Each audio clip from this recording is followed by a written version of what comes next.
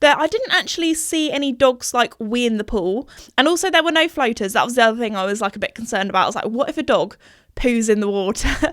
Deep into the fashion world, everyone kind of knew each other, and I was there like, hi, I'm the horse girl. But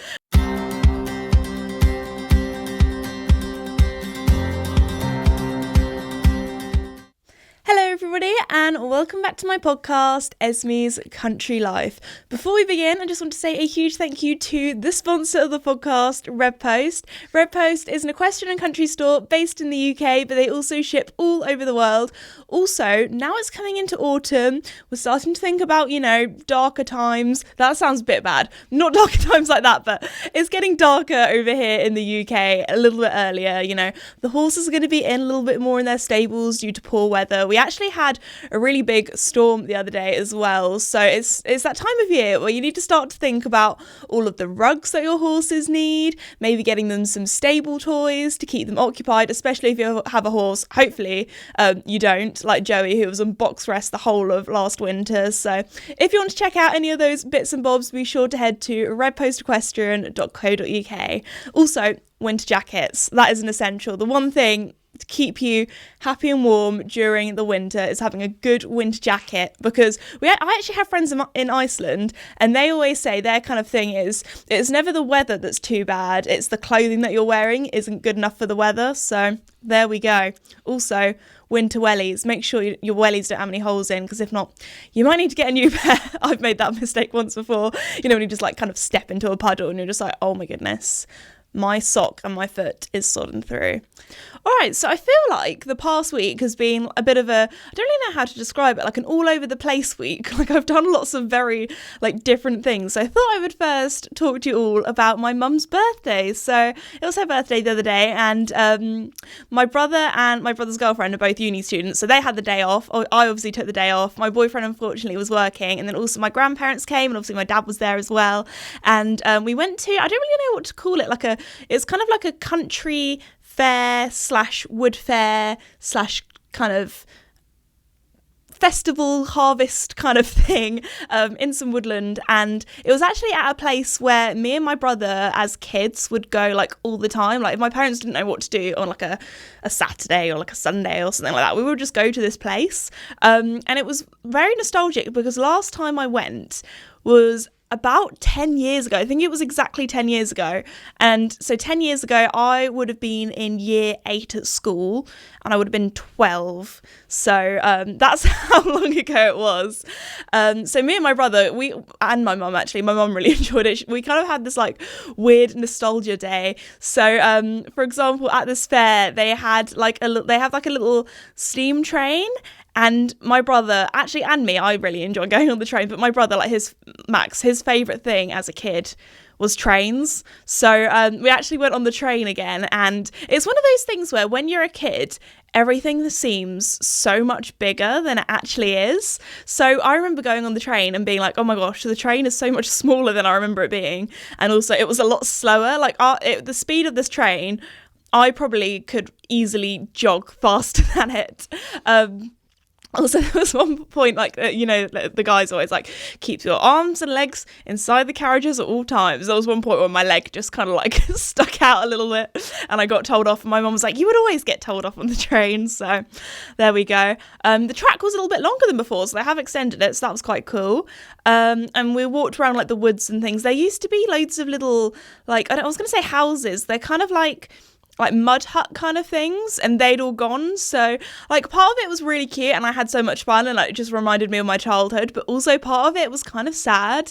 There were just some things that weren't there, or some things that had changed, or some things that maybe looked a little bit more tired, and maybe I think less kids go there kind of as a family day out. So that was a little bit more sad, but it was also very cute. There were loads of little shops, and my favourite bit was all the kind of food stalls there. So they had a fire engine that cooked pizza. That was quite cool. They had the thing my mum was most excited to see was the dog and duck show.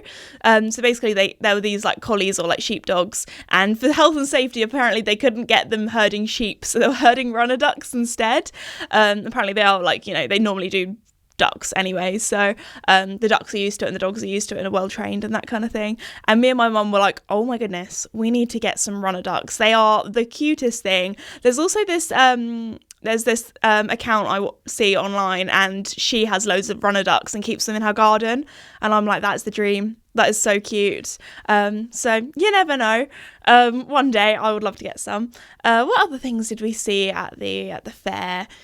That was kind of it, really. We just had like a good old mooch about. Oh, they had some goats and sheep there. That was really cute. So that was like a proper good old, country day out.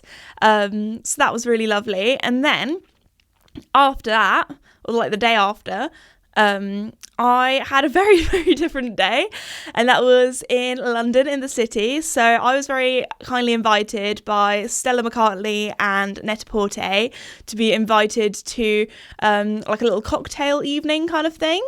So that was awesome. I actually got to go to the Stella McCartney offices for the first time, which was very groovy. They have like a little, like in the reception, if like they have like a old kind of like car, but like it's been chopped in half, so you can just kind of see the roof, and all the floor's concrete, so it looks like the car's kind of melted into the concrete, which is quite cool. And then we went up in the lift, and basically there was like a little room where they had like lots of clothes, and they were getting ready for Paris Fashion Week, so it was a little bit hectic but in a cool way. And I got to try on different outfits. I ended up wearing this, you probably have seen it on my socials, but it's like a knit top and skirt cord. The skirt has little slits going up the side with, I was going to say orange horses. I know they're like chestnut horses, but they were more of a vibrant orange. So that was really cool. They actually had lampshades at the kind of event / show in the same like pattern as me. So, I was coordinated with the lampshades. But yeah, so after, trying on the outfit, we actually, me and my boyfriend very kindly came with me as my +1, and when we were trying to get to the offices, we actually ended up getting a little bit lost because it's quite near where Westfields is, which is like the big shopping centre in London. And I've never been, actually I don't know if he's ever been there, but I'd definitely never been there before. It's somewhere I've actually always wanted to go because it does look pretty cool, but I'd say like if I was going to go like to a big shopping centre, Bluewater would probably be a nearer one for us. But anyway, so had a little walk around there, and we got very lost. We got confused between the M&S and the Waitrose and the John Lewis. They all like were kind of like the same direction, and we're like, have we been in the shop before? We're like, no, that's different. Anyway, we managed to escape Westfields in the end and get to the offices in time, just about. But yeah, then we went to the evening, which was very cool. They had, we actually arrived there at like quite a good time. I thought, oh my gosh, we're like here like on the dot. We're going to be like so early. But actually, there were a few people in there already, which did mean that it wasn't like too busy, that we managed to get lots of good photo opportunities.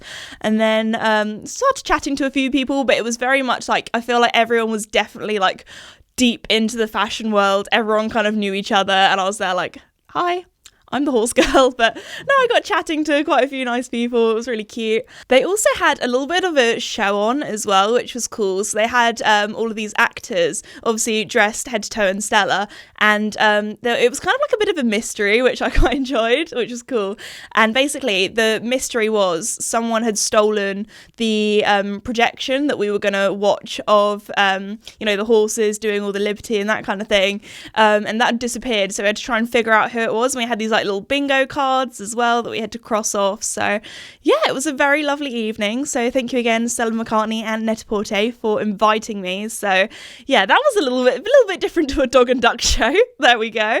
And then also recently I have been dog swimming again, but this time I actually went somewhere different. So they before, whenever I've gone like doggy swimming with Ruby, my boyfriend's dog, we've always been to this place which is kind of like in an industrial estate in one of the units, and they just have this like big indoor pool that you can get in with them and that kind of thing, and it's heated as well, I'm pretty sure. So because every time I've actually been in the winter, so I've never been in the summer, so that might have been a better plan, but it is heated, so it's fine. But anyway, the pool that we went to was it wasn't a dog pool, it was just like a normal, it was a human pool. That sounds weird, but you know what I mean. And basically they did like a doggy afternoon, where everyone can go in the pool with their dogs. I think you did have to be over 16 to get in the pool though with all the dogs. So I felt bad for there was this like kid and they were on the side and I could just tell they really wanted to get in the pool, and I was like, I feel so bad for you. But we had honestly so much fun. I think we were a little bit not worried, but at first when we found out, okay, there's going to be like a lot of other dogs, like you do have to be careful sometimes, like obviously not every dog is going to be as well behaved as yours or as friendly as yours and that kind of thing. So that's like one thing, like I'm always like with like dog parks and things, just like a little bit on edge, do you know what I mean? But anyway, the dog pool was fine because all the doggies were just swimming around, you know, every dog was kind of like more focused on their human when we were in the water. Also the amount of dogs that had tennis balls there, it was so funny, and I felt so bad because Ruby didn't understand that all the toys that were in the water weren't her toys. So there were a few times where I could see like she'd locked on to somebody else's toy and was going for it, and then there was another dog coming from another direction trying to get this toy, and I had to like speed swim trying to get this toy before Ruby did, and there was a few times where she got someone else's toy and I had to be like, Ruby, drop it, and I had to be like, I'm very sorry that my dog's stolen your toy. I had to throw it back for the other dog. Also, yeah, as I said before, there were lots of tennis balls, and I think by the end of it everyone had swapped tennis balls at some stage. Like it was a big old tennis ball swap around. But so yeah, that probably wasn't the most hygienic. The other thing that I was thinking is that I didn't actually see any dogs like wee in the pool. That is another thing, because I feel like dogs more when they wee, like obviously the boy ones, you know, sometimes cock their leg up or they kind of like squat. So, and also there were no floaters. That was the other thing I was like a bit concerned about. I was like, what if a dog poos in the water? There was actually a few dogs that pooed like on the side of the pool, and one of the ladies that was working there was like kind of like washing it away, kind of thing. But yeah, luckily I didn't see any poos floating about, so that was all good. I feel like pooing in water isn't really something that a dog would do because they have to kind of like proper squat, don't they? And I guess maybe if they were on like the steps, I guess they would be able to touch the ground, but it was the sort of pool where dogs definitely couldn't touch the ground. Horses, on the other hand, the water jumps at cross-country courses that horses go in, I would I've fallen in water before, and it is pretty nasty. Like every time I go in a water jump with actually all of my horses, I think it's like a thing, like when horses get into water they just want to poo. Like Casper I remember at Pony Club camp, he would always be the one that would poo in water, and my poor dad, especially when I was like maybe doing like junior camp when I was a bit younger, he would always be the dad that would very kindly like lead all the horses or lead Casper into the water, because Casper is weird with water. Like I was telling my friend on our hack that we had the other day, he doesn't like to get his hooves wet like at all, but once his hooves are wet he's fine. Like with puddles, he's like, girl, there's no point me going, like it could be a massive puddle and he'll still either like go round it or jump over it. He's like, I'm not getting my hooves wet. But when we do cross country, he takes like a minute or maybe a little bit less than that, depending on how often I've done cross country with him. Back in the day, he was pretty good. Nowadays, he's like, I'm too old for this. I'm not getting in the water. So he takes like a minute of being like, no, I don't want to. And I'm like, come on, Caspy, I know you actually have some fun in there. And then when he actually gets his toes in or his hooves in, he's like, okay, this is actually quite fun. And we'll just like zoom around and canter through. But I think it's the initial stage of getting his hooves wet. He's like, nah, mate, not for me. So anyway, yeah, what was I even talking about? Oh yeah, horse poo in a cross-country course in the water. So yeah, if you're wondering, if you've ever been to the water at Hickstead, Casper's poo's been in there, Joey's poo's been in there, so enjoy. But yeah, we had so much fun at the dog pool. I think we ended up, it was not like a heated pool either, but luckily, actually, it was supposed to be like thunder and lightning that day, and we were like, oh my gosh, if this gets cancelled, we're going to be so sad. But luckily, it was beautifully sunny when we were at the dog pool, and I feel like I'm pretty good at getting in cold water, and I was fine. It wasn't actually that cold. But when you've been swimming in there, and you're not really like proper swimming when you're with the dogs, are you? You're not like doing breaststroke or front crawl or trying to get your laps in, like intense gym bro.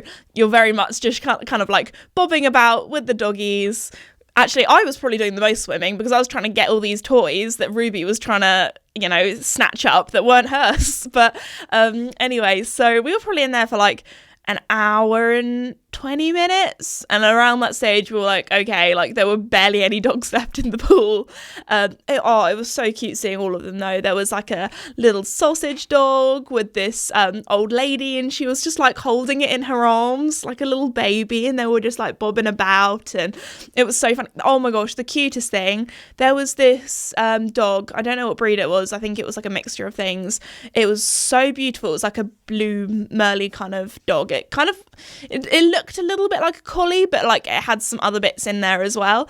And oh my gosh, this dog was so cute. It had a life jacket that had a fin on it like a shark, and it was a blue one, and oh my gosh, it was adorable. So I feel like if you want to try and get your dog into swimming, I would definitely recommend going to somewhere a little bit smaller, like the one I said in the industrial estate, where you can get in with them. They have all the toys there. They have someone there that is kind of like always watching to make sure that you and your dog are safe, and also they had like life jackets there as well, so you can kind of like get them into it and get their confidence up. When Ruby, she's a lab, she just loves her swimming. She's like, let's go for it. Like even in the deep end she would like proper like dive bomb him and all that kind of stuff, especially if there's a toy. Like if there's a toy about or a tennis ball, she's like, yep, count me in. But yeah, she was oh my gosh, she was so tired on the way home because the place that we went to was quite far out. So like the whole journey home, she was proper snoring. She was, so cute. Also, Ruby is very much more, I would say she's more of like a country dog than a city dog.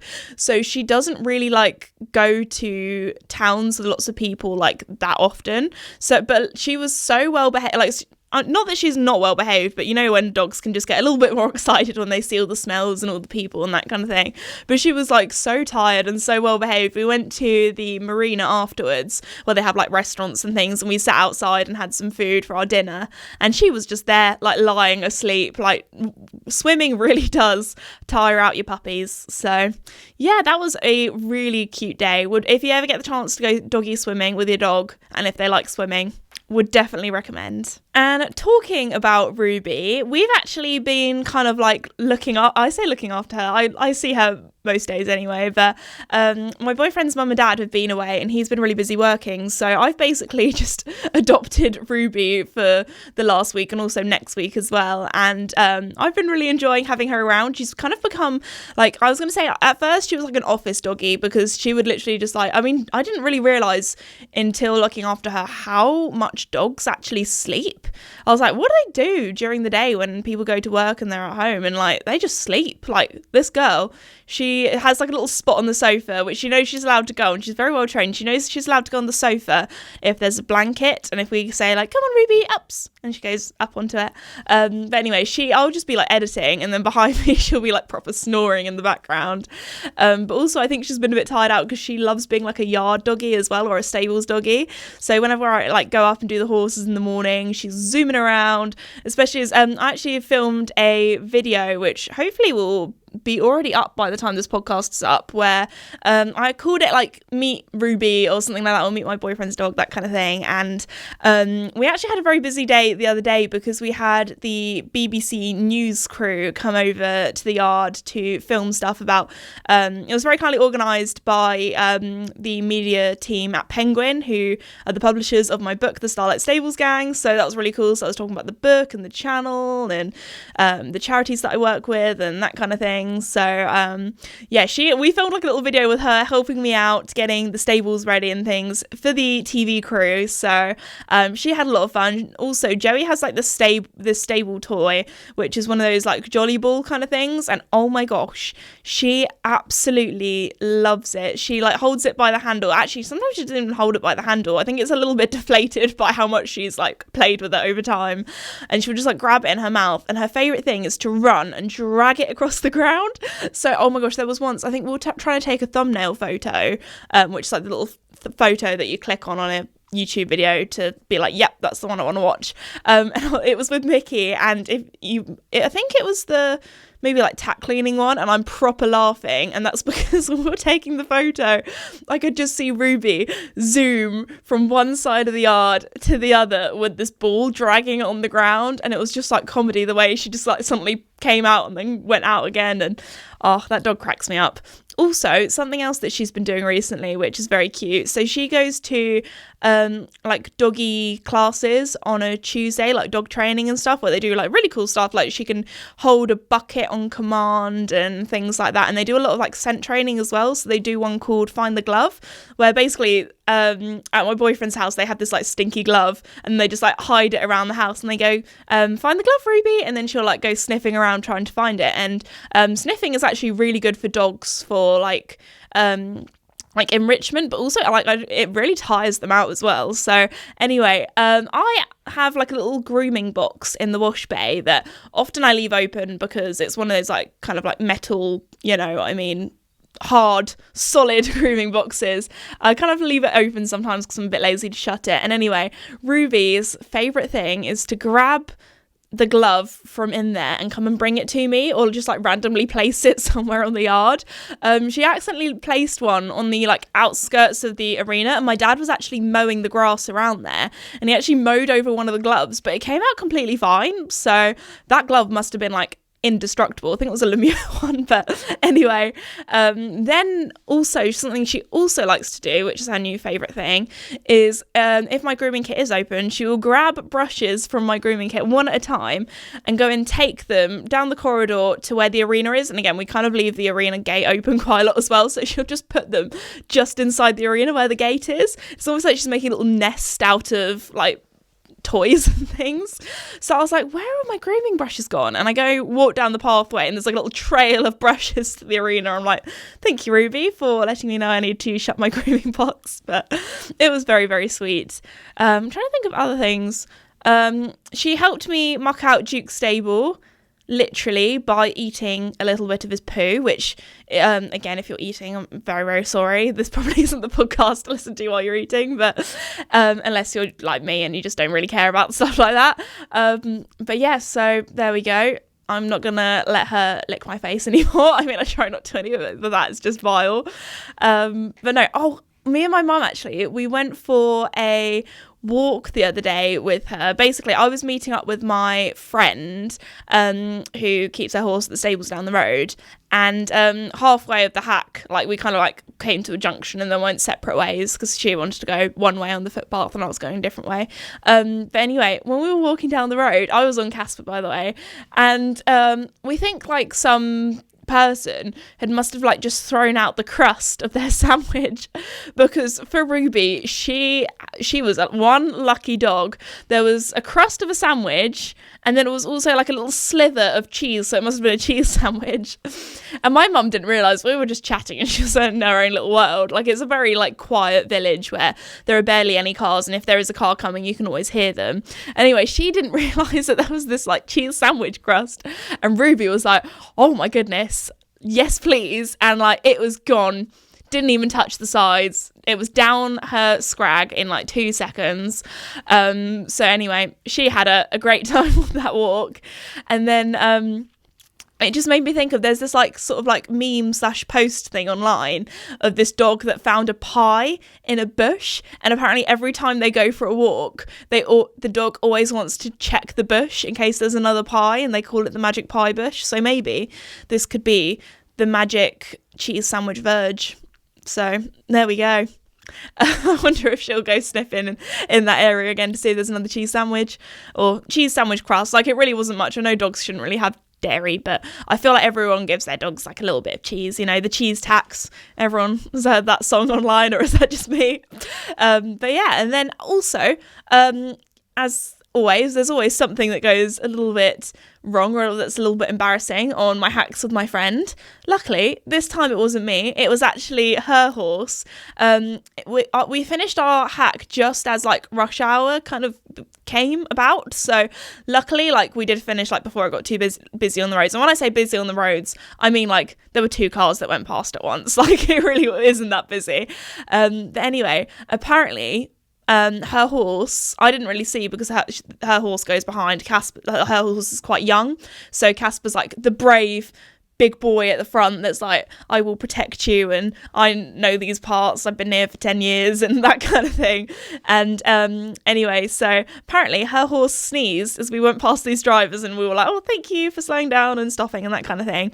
Apparently this big bit of snot from her horse's nose went splat on the windscreen, like right on front of the like driver's face, and we were like, oh my goodness. And apparently she like put her windscreen wipers on and everything, and then it was just starting to like smear over the windscreen, and we were like, oh dear, that's a bit embarrassing. But you know, a horse is a horse. If you know they don't have tissues, they can't just blow their nose into a tissue, can they? So there we go. I can't remember if it might have been snot or it might have been slobber. Either way, a little bit gross, but there we go. Also, on that hack, I got pooed on by a bird, but didn't realise it until I got home. I took my helmet off, and there was just like this big splat of bird poo. And I guess bird poo is supposed to be, I don't know if it's I'm not really like a super superstitious person, but people always say if you get pooed on by a bird, it's lucky. But I don't know if that's something that people say to make people feel better because they've been pooed on by a bird. I don't know. Let me know. I'd find that interesting. But yeah, that was the luckily nothing else was really that dramatic on that hack apart from a bit of snot and slobber. But there we go. So something I get asked a lot is, when am I next doing like meet and greets or signings or that kind of thing? And actually the next 3 Saturdays I'm doing like signings and things. So next Saturday, which I've actually got my little calendar up here, is the 30th of September. And I'm actually going to Newbury Racecourse with Lemieux, where they're doing this really cool kind of like season sale. So they have a lot of the stuff from a few winters ago. So the colour Paprika. Yes, Paprika, right? No, that's a really old one. Sienna, oh my gosh. That, I feel like time has flown by so fast. Paprika was back in like 2020. Sienna, that's the one. Paprika's long gone, sorry. I don't want people to think I'm a fake Lemieux fan now. It's just been a long podcast. There we go. Sienna, sorry. I think it's because I took photos at the same location for that colour in the forest, and I was getting a little bit mixed up. But anyway, sorry. Sienna, Fig, which I think Fig is probably one of my like top all-time favourites. It's like a really dark purple, and also the beautiful Marine as well, which is like a bluey green. So they have a lot of that stuff there as well, and other bits and bobs that is discounted. And the money to enter the kind of like sale or the shopping all goes to Wild Horse Welfare, which is Lemieux's charity partner, which is really cool.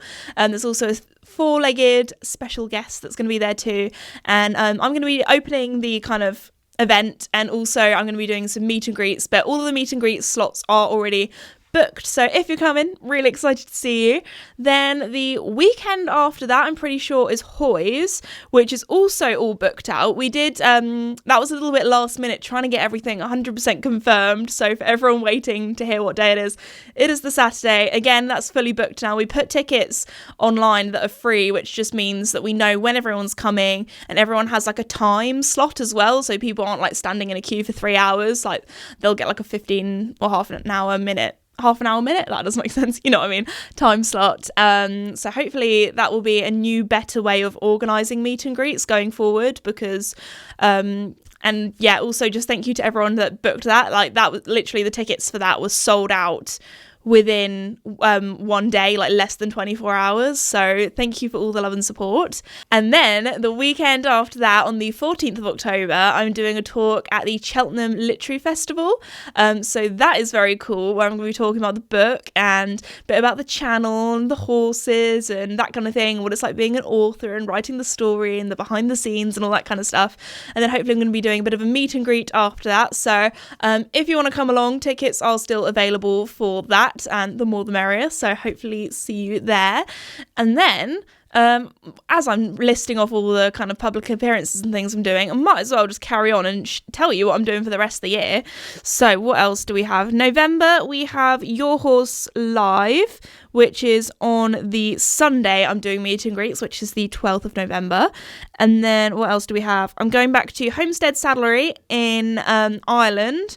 Both of them, the one in Northern Ireland and the one in the Republic of Ireland, and that's on the 2nd and the 3rd of December.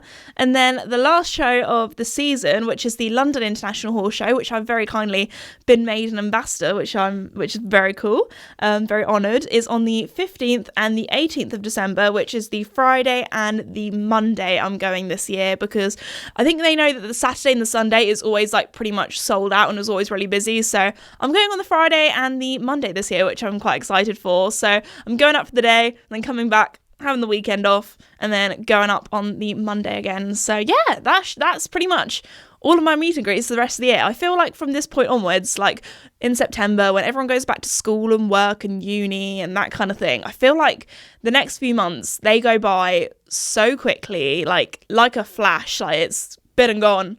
Like, it will be 2024 before we know it. And 2024, I feel like, sounds way older than 2023. Like, 2023, I feel like it's the same with ages as well. Like, I feel like 24 feels so much older than 23. But then I also feel like 23 seems so much older than 22. And I'm 22 at the moment. So I feel like 22, you're 1 year off, like, 21. Like, you're only 21 last year. But 23, you're 2 years away from 25. So there we go. Anyway, I feel like that's enough of me talking about life for now. I really hope you enjoyed today's episode. Just want to say a huge thank you again to Red Post Question for sponsoring today's podcast. Again, any autumn winter needs, head to their website. But anyway, I really hope you enjoyed hearing about the Dog and Duck show, the Stella McCartney show that I went to, and also lots of stuff about Ruby. I feel like Ruby's been the star of this podcast. Like, she has been the star of the my latest YouTube video. So if you haven't seen that, go and check it out, please. I'm going to be that YouTuber podcaster that, like, promotes their stuff, but you got to do it every now and again. Like, it's kind of my job.